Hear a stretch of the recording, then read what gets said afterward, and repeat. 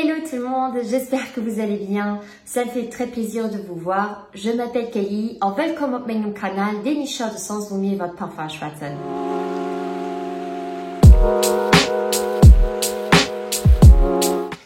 Alors pour ceux qui ne savent pas encore, on m'a fait remarquer dans mes vidéos que j'avais un petit accent et j'avais promis lors de ma dernière vidéo de révéler d'où il vient. Et j'ai lu vos commentaires, il y en avait qui ont dit la Belgique, je pense que j'ai vu le nord de la France et je pense qu'il y a même eu une personne qui a pensé au Liban, mais non, effectivement, donc il y avait des personnes entre vous dans les commentaires qui avaient raison, je suis du Luxembourg, je suis luxembourgeoise. Cela explique d'où vient mon accent, peut-être que vous ne le savez pas, mais au Luxembourg, on parle le luxembourgeois couramment dans la vie de tous les jours. En général, nous sommes alphabétisés en allemand. On est familiarisé dès petit avec le français, mais finalement vers l'âge de 8 ans, donc on apprend le français, puis à 13 ans l'anglais. De sorte qu'arrivé une fois à 15 ans, en général, nous savons parler, écrire et lire 4 langues différentes. De temps en temps, si vous entendez quelque chose qui vous semble un peu bizarre, vous vous dites c'est probablement une traduction ratée et puis surtout ma prononciation, j'espère que cela vous dérange pas trop, mais j'ai quand même habité pendant 2 ans au sud de la France puisque j'ai fait mes études, enfin une partie de mes études à Montpellier, mais j'ai adoré y vivre. En tous les cas, revenons-en au parfum.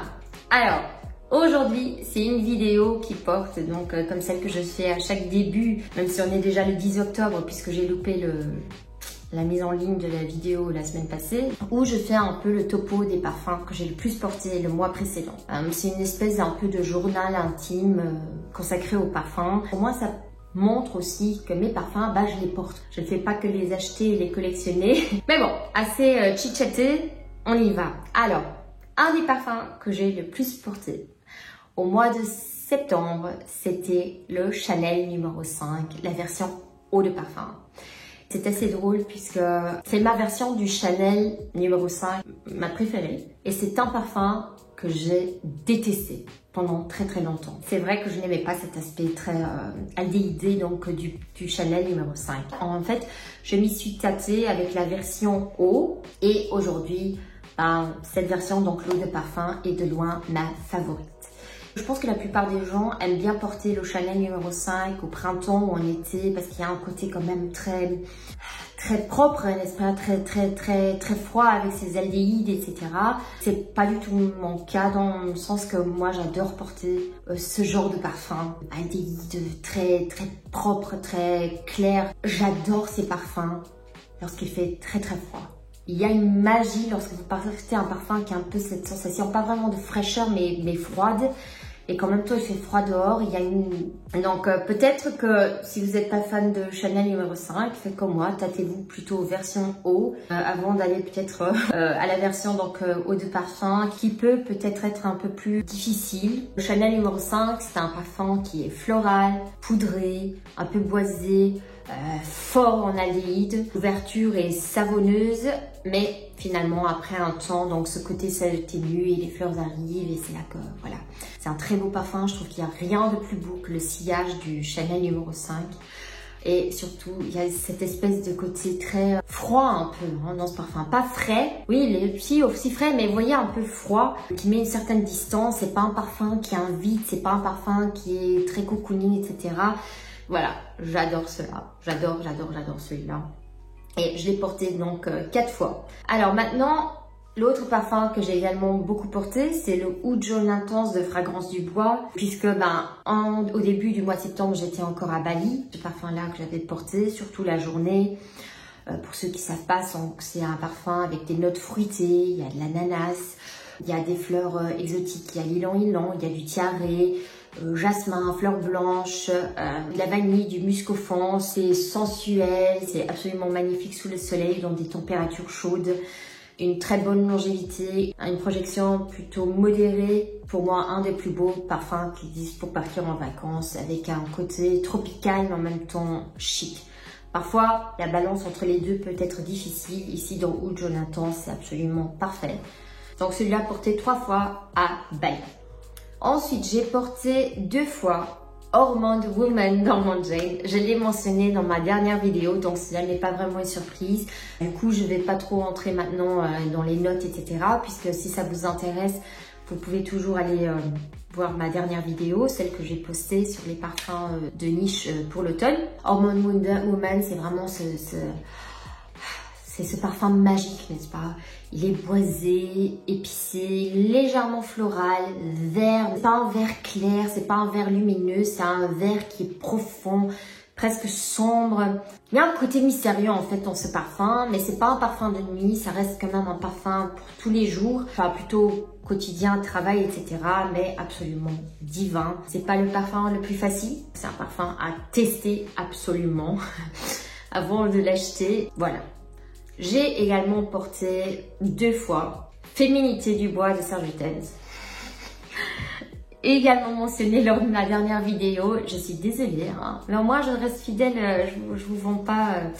Magnifique parfum, boisé, épicé, un peu sucré avec cette note de prune qui est très présente dans ce parfum. Oriental, il a une ouverture qui, je l'ai déjà dit, donc qui pour moi ressemble à du Coca-Cola. À l'ouverture, on se dit ok, un truc sucré, fruité. Finalement, à l'évolution, il devient épicé, floral, boisé. L'évolution, elle est absolument magique. C'est un parfum qui vous donne l'impression en fait d'interagir avec vous, de montrer différentes facettes. À chaque fois que je le sens, je sens une note et puis je sens plus une autre facette et puis une autre. Donc j'adore quand mes parfums font ce genre de choses. Et donc Féminité du bois, c'est au risque de paraître un peu vulgaire, c'est un kiff quoi. Magnifique parfum. Après Serge Lutens, pour moi de toute façon, il fait que de très très belles choses. Donc voilà. Alors, également porté 2 fois. C'est donc Rivière de chez Tamine. J'ai été invitée à une soirée de lancement donc, de la marque Tamine dans une parfumerie ici au Luxembourg, qui s'appelle Paris 8. J'ai été invitée à une soirée, pas parce que j'ai une chaîne YouTube, mais tout simplement parce que je pense être une très très bonne cliente. Et on y a pu tester différents parfums. Rivière est celui que j'ai préféré et que j'ai fini donc par acheter. Il y en a d'autres que j'ai aussi beaucoup aimé et que je compte revisiter. Notamment, il y en avait un qui s'appelait Fanfare. Il y avait le Regent Ladder que j'ai également beaucoup aimé. Le Carte Oud, le Royal Saphir. Mais celui-ci, donc le Rivière, est le parfum que j'ai préféré. Il a une facette cuir qui est très présente, avec une note de safran, mais qui ici est un safran qui reste très agréable. La rose ressort très bien sur moi, un peu épicé, donc avec ce cuir et des notes boisées qui viennent arrondir le tout. C'est un parfum qui est plutôt oriental, mais pas trop sucré, ni trop épicé, ni trop rosé. Un parfum qui en théorie semble simple mais qui est très élégant.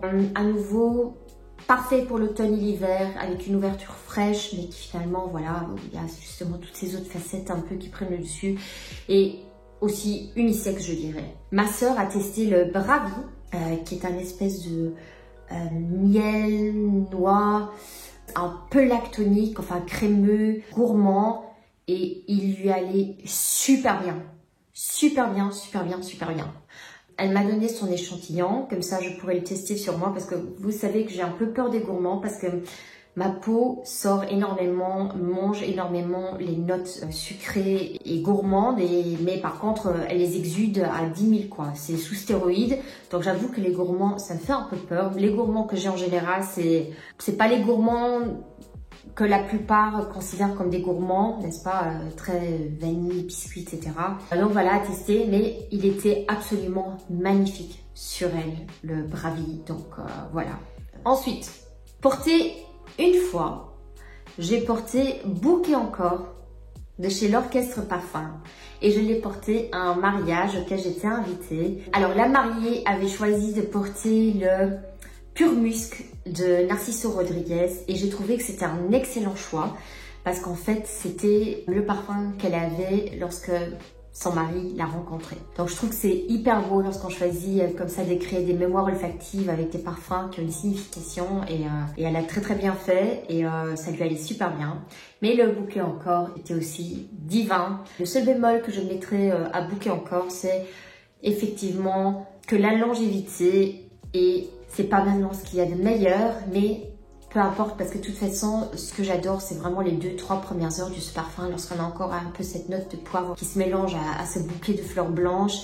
Parce que par après, c'est vraiment un parfum qui devient plutôt crémeux, fleurs blanches, un peu musqué, etc. Et donc voilà, ça me dérange pas de remettre quelques sprays. Alors, bouquet encore. Ensuite, j'avais également mis Philosykos de chez Diptyque. Donc parfum figue, hein. Donc j'ai la version eau de toilette. Et cela reste de loin mon parfum à la figue préféré et incontesté. Figue ou le figuier est dans toute sa splendeur. Tout comme premier figuier de l'artisan parfumeur, par ailleurs, donc qui est sorti en 1994, alors que le Philosykos est sorti en 1996, mais ils ont été créés par la même parfumeuse, Olivia Jacobetti. Donc, ils ont pas mal de similitudes, mais le premier figuier est plus boisé, je dirais, et celui-ci, il a quand même un peu ce côté juteux, mais sans devenir très fruit, confituré, etc., trop sucré, trop lacté. Il garde quand même un aspect frais vert. J'aime beaucoup celui-là. Le premier figuier, je le trouve très beau aussi. Par contre, à ce qu'on m'a dit, il a été reformulé lorsqu'ils sont venus avec les bouteilles noires. Et maintenant, moins bon semblerait-il. En tout cas, Philosykos de chez Diptyque, j'ai la version eau de toilette. Il y a également la version eau de parfum. Ne me demandez pas la différence entre les deux, je m'en souviens pas. Ça reste quand même mon parfum à la figue préféré. Ensuite, j'ai également porté Shalimar de Guerlain, donc la version eau de toilette, à nouveau ma version préférée des Shalimar, qui a cette incroyable ouverture, cuir un peu fumé, mais hyper douce quoi. C'est comme du velours, c'est sexy à mort, je trouve, Shalimar, avec une évolution vanillée, poudrée, avec cette nuance de cuir à l'arrière qui reste quand même et qui donne beaucoup de structure au parfum.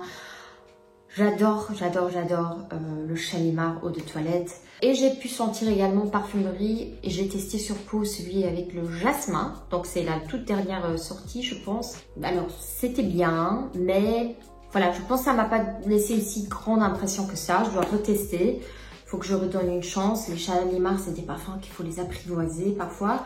Et à voir. Mais par contre, donc l'année prochaine, ce sera 2025. Ça fera 100 ans donc que Shalimar est sorti. Et je me demande s'ils vont nous sortir des parfums avec bergamote ou rose, puisque maintenant ils ont sorti jasmin, ils ont sorti fève tonka, ils ont sorti iris et vanille. Donc à mon avis, bergamote et rose encore. Est-ce qu'il y a de fortes chances que l'année prochaine on voit apparaître ces parfums-là? Puisque ça marquera les 100 ans du Shalimar, donc à voir, hein, à voir. En tout cas, je suis toute oui. J'ai porté également Hibiscus Mahajad de Maison Crivelli une fois le soir. C'est mon premier parfum donc de la maison et il ressemble beaucoup au Delina. D'ailleurs, j'ai remarqué que j'ai 2-3 parfums qui ressemblent beaucoup. Donc j'ai le Seven Heaven de chez Paradis d'Essence, j'ai le Damask de Dormant Jane et j'ai le Hibiscus Mahajad. Donc je pense que je vais devoir faire un petit cut à la fin de l'année où je vais probablement dire au revoir à certains de mes parfums parce que ils sont tous différents certes, mais j'aime pas quand il y a des redondances assez frappantes, en tout cas à mon sens, j'aime pas trop ça. Donc je sais pas, je vais encore faire un choix. Alors Hibiscus Mahajad de Maison Crivelli ressemble beaucoup au Delina, mais beaucoup plus intense. Ici, nous sommes vraiment sur une bête de performance. Si vous décidez de tester ou de porter ce parfum, vous devez savoir que c'est un engagement. C'est limite un contrat que vous signez parce que ça dure quoi. C'est un parfum qui démarre très sucré et très floral et même fruité avec une espèce de côté groseille, thé hibiscus qui ressemble beaucoup, je trouve, au thé fruits rouges. Et puis finalement, à l'évolution, il y a la vanille, il y a du cuir, mais un cuir soft hein, par contre, hein, qui viennent finalement équilibrer tout cela. C'est un beau parfum, floral, sucré, il devient même un peu crémeux, mais performance monstrueuse. Il est insaisissable, ça s'arrête pas. Si vous souhaitez le porter, vous devez savoir que c'est pour un temps. Voilà pourquoi j'opte plutôt pour celui-ci les soirs. Hibiscus Mahajad, je ne le mettrai probablement pas la journée, mais le soir très certainement. En tout cas, si vous avez aimé Delina, très forte chance que vous adorez Hibiscus Mahajad. Surtout si vous cherchez une bête de performance. Alors, il n'y a pas cette note de rhubarbe, même s'il y a quand même ce petit côté un peu acidulé.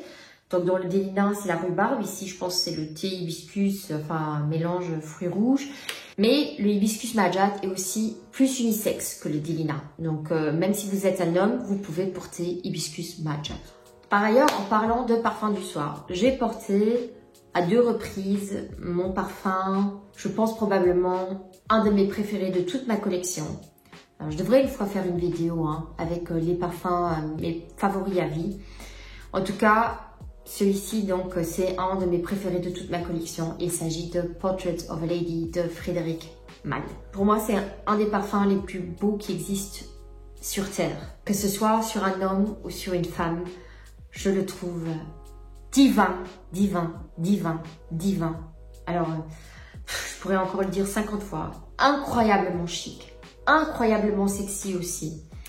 Même si beaucoup de parfums essaient de l'imiter, je trouve, ou du moins à s'en rapprocher, pour moi, rien n'arrive à la cheville de Portrait of a Lady. Oui, il est cher, mais pour sa défense, c'est aussi un parfum où je mets 3-4 sprays et c'est suffisant et je suis servie. Il y a une évolution dans ce parfum. Par exemple, si je prends un parfum qui ressemble comme au Capital de chez Diptyque, disons-le comme ça. Très beau parfum aussi, mais le patchouli arrive beaucoup plus vite et domine très clairement le parfum. Alors qu'avec Portrait of a Lady, j'essaie vraiment cette rose opulente qui certes se dissipe un peu, mais le patchouli vient complimenter cette rose et ne vient pas prendre le dessus. Donc on est vraiment dans un équilibre magistral. Rien ne prend le dessus, tout reste parfaitement équilibré, tout ressort parfaitement. C'est juste, voilà, un chef-d'œuvre créé par Dominique Ropion et un must en ce qui me concerne, en tout cas pour l'automne et l'hiver et surtout pour mes soirées. C'est pas une bête de performance, celui-ci par contre, c'est un sillage, le sillage est certes présent, mais il reste quand même discret et la longévité, elle est très très bonne. J'adore, j'adore, j'adore ce parfum. Ensuite, j'ai également porté Zen de chez Shiseido. Voilà, c'est un parfum que je décris toujours comme un magnifique parfum, très sous-estimé, n'est-ce pas? Dans la parfumerie un peu plus commerciale, c'est un beau mix entre boisé, fruité, floral, etc. C'est juste un de ces parfums que vous pouvez porter à chaque circonstance et vous êtes sûr de sentir bon. C'est pas trop girly, mais ça reste quand même féminin, c'est... Voilà, j'adore. J'ai également porté Delina la Rosée. Beau parfum rose, poire, litchi, pivoine, un peu plus facile à porter que le Delina original parce qu'un peu plus transparent, un peu plus dilué, frais, féminin, excellent pour que ce soit occasion ou pour le quotidien, mais plutôt pour la journée. Donc on est loin du hibiscus Majad avec une belle performance aussi, le Delina la Rosée.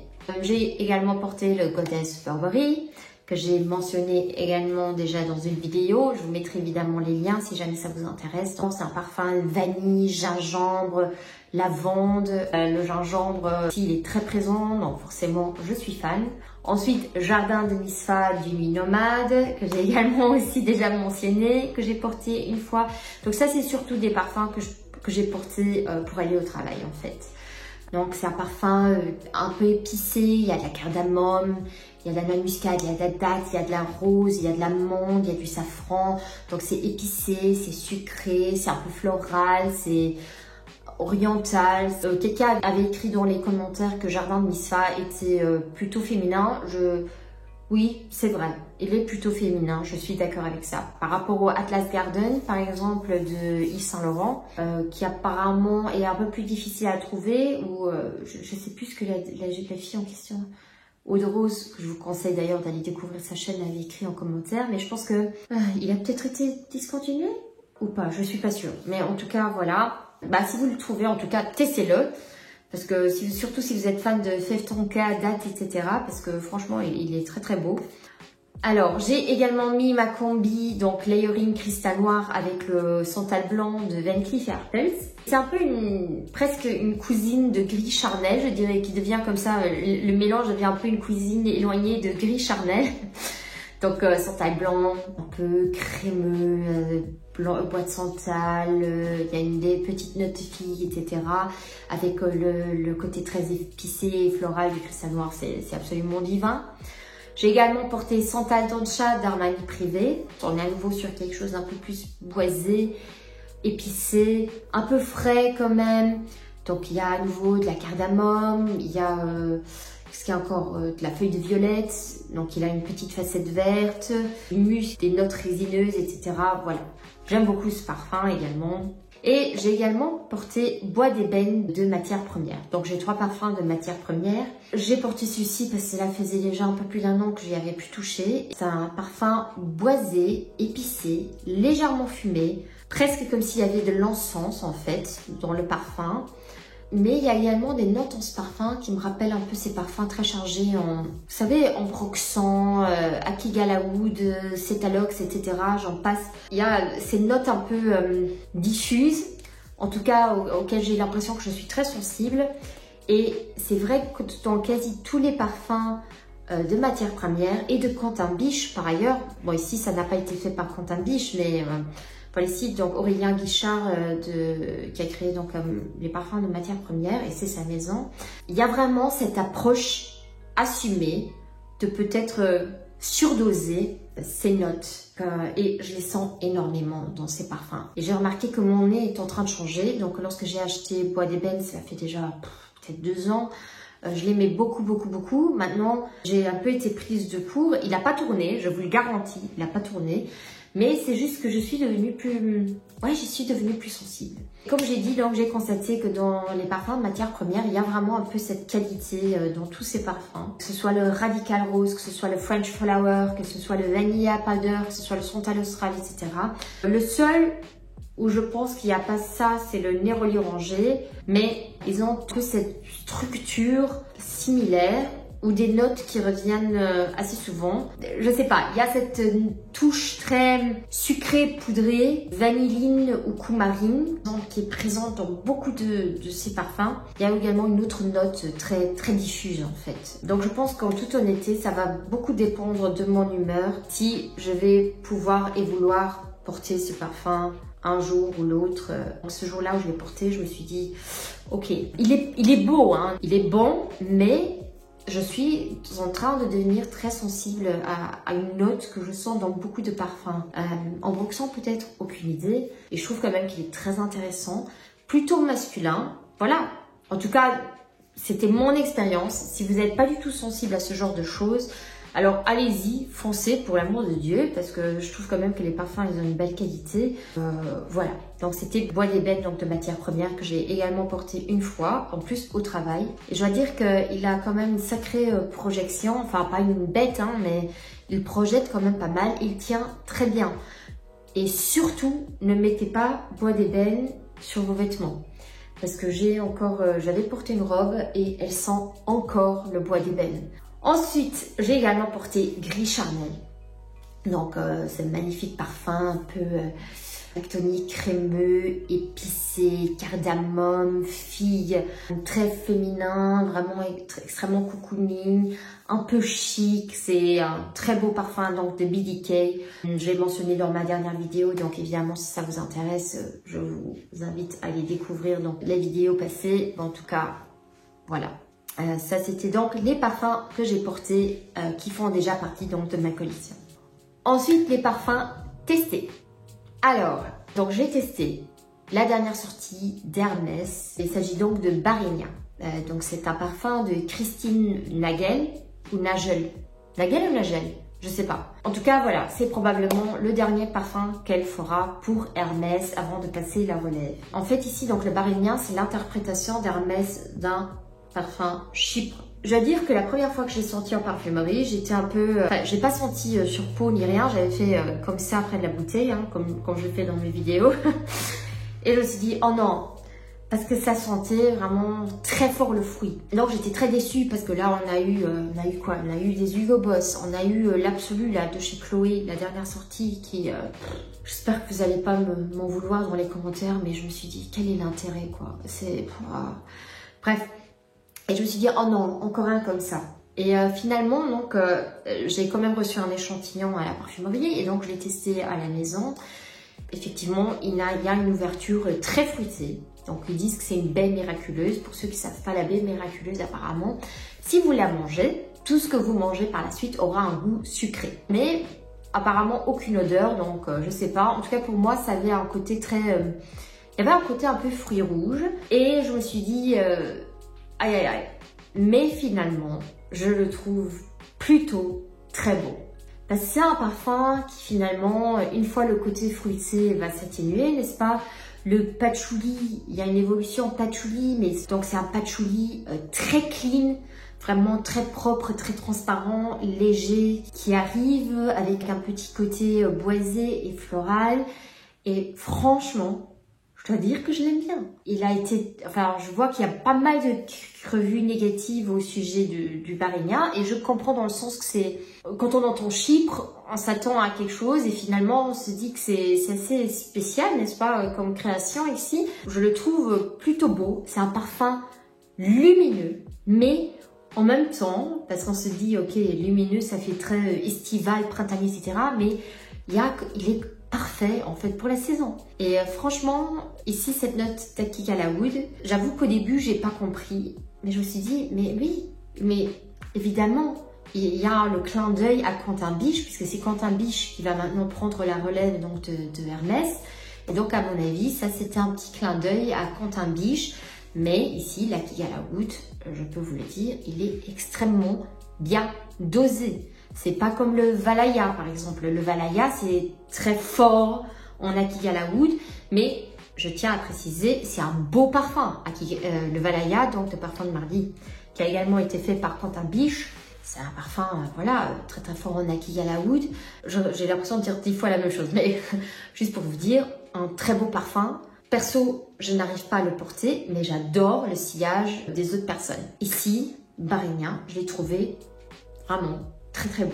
Je dois le dire très sincèrement, j'ai un peu du mal à comprendre les revues très négatives parce que oui certes c'est pas un Chypre classique, n'est-ce pas? Pour moi il y a un mix entre moderne avec ce côté un peu fruité et une base un peu plus classique, un peu plus rétro, donc avec ce patchouli, le bois de chêne, floral, etc. Donc on retrouve quand même un peu de ce côté classe chic Hermès, mais tout en amenant une petite touche de modernité. Je ne trouve pas si mal que ça. Je trouve même plutôt très beau et très agréable. Peut-être un très beau parfum signature pour maintenant l'automne et l'hiver.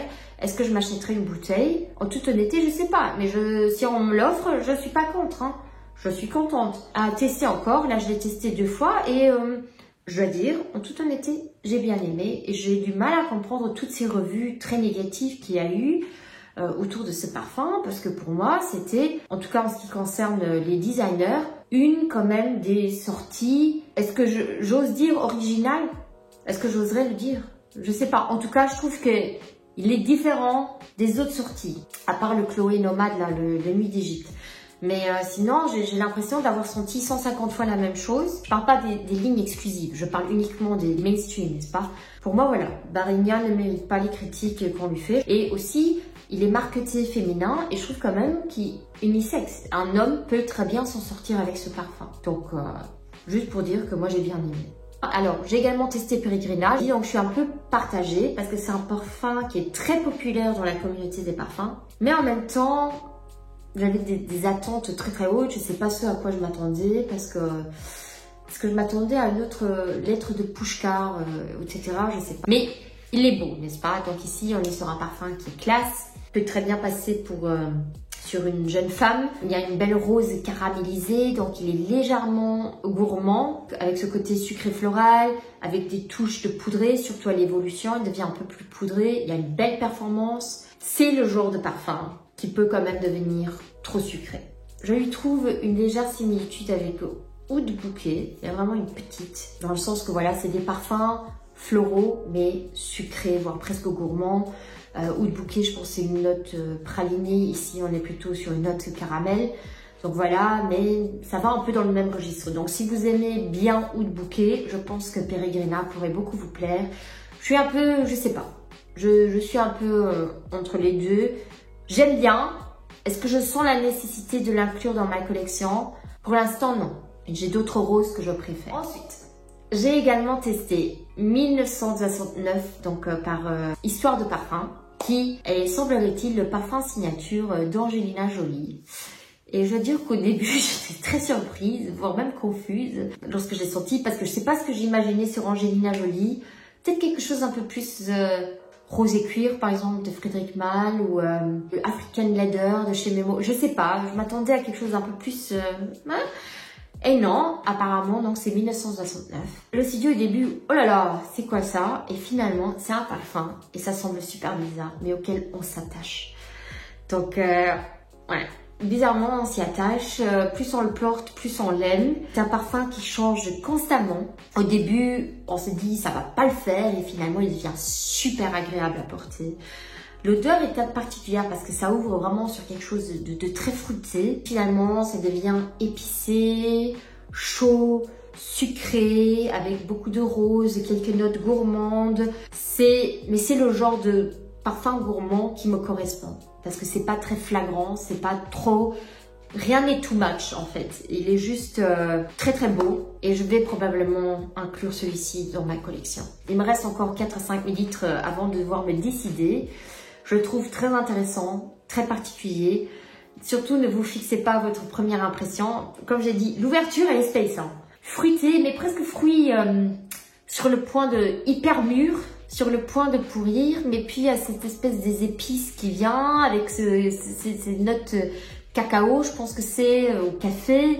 Enfin, c'est spécial et pourtant, maintenant je l'adore. J'adore lorsque des parfums comme ça vous prennent de court ou que vous tombez amoureux de vos parfums. Que c'est pas des amours au premier coup de nez. C'est aussi très très chouette et cool quand ça arrive, n'est-ce pas, évidemment. Mais lorsque c'est aussi l'inverse qui se produit, comme lorsque vous tombez amoureux de quelqu'un qui à la base n'est pas votre genre, mais qu'il y a cette espèce d'amour et d'admiration qui commence à se développer. Est-ce que c'est bizarre quand je personnifie mes parfums comme ça? Je trouve qu'il y a quelque chose d'extrêmement charmant, ça rend l'attachement émotionnel encore beaucoup plus grand et probablement je passe pour une fêlée. En tout cas, 1969, magnifique parfum d'Histoire de Parfum et testez-le. Et ensuite, dernier parfum testé, c'est le Vanagloria de Laboratorio Olfativo. Alors, je l'ai testé car il a été comparé à Baby Cat d'Yves Saint Laurent. Et même si j'aime bien Baby Cat, j'ai beaucoup de mal avec cette ouverture très poivrée, surtout sur ma peau qui ressort vraiment... C'est un désastre sur ma peau en fait. Comparé maintenant à, par exemple, Lord of Misrule de chez Lush, qui, là, la note de poivre, ça va très bien. Ici, donc, le Baby Cat, ça marche pas. Et en plus, il est plus abordable en termes de prix. Les deux ont été créés par Dominique Ropian, donc le Vanagloria et le Baby Cat. Donc, je me suis dit, allez, c'est tout bon. Alors, ici, dans ce parfum, c'est l'inverse de 1969. C'est-à-dire que j'adore l'ouverture, n'est-ce pas? C'est un peu fumé, mais ça reste quand même équilibré, c'est magnifique. Mais l'évolution est, en tout cas en ce qui me concerne, un peu décevante. Ça devient une vanille quand même très sucrée et poudrée sur ma peau. Au bout de 2-3 heures, la note d'encens disparaît et ça devient quasiment un parfum vanille gourmande. Si vous me suivez, vous savez que c'est pas forcément ce que j'aime le plus. Donc voilà, celui-ci sera non pour moi. Ça a été la vidéo d'aujourd'hui. Je suis sûre que ça va être à nouveau un truc hyper lent. En tout cas, voilà, je me suis par ailleurs demandé, j'aimerais bien que vous me le disiez dans les commentaires ou alors peut-être que je vais essayer de mettre un sondage sur la page YouTube. Est-ce que vous pensez que ce serait peut-être plus instructif pour vous, peut-être plus intéressant si je fais des revues, des mini-revues de parfums que je teste, par exemple, si j'en fais des petites vidéos de 6-7 minutes, est-ce que ce format vous conviendrait plus que de les inclure dans les parfums les plus portés? C'est une question que je me pose parce que comme ça, cela me permet de produire peut-être plus de vidéos pour vous et de raccourcir celle-ci. Et peut-être que vous en tirez plus de bénéfices parce que comme ça, vous cliquez sur ce qui vous intéresse, ce que vous connaissez déjà ou ce que vous ne connaissez pas, etc. Et je me pose cette question et je vais probablement vous demander donc si vous voulez bien de me dire ce que vous en pensez. En tout cas, das fertige Haut, comme on dit en luxembourgeois, donc c'est fini pour maintenant. J'espère comme toujours que cela vous a plu. Si ça a été le cas, n'hésitez pas à me laisser un pouce. Si vous n'êtes pas abonné et que vous aimez ma façon de parler de parfum, ou que vous vous reconnaissez dans mes goûts, etc., n'hésitez surtout pas à vous abonner. Et puis en attendant, je vous souhaite une agréable journée, une agréable soirée et je vous dis à nouveau à très bientôt. Ciao!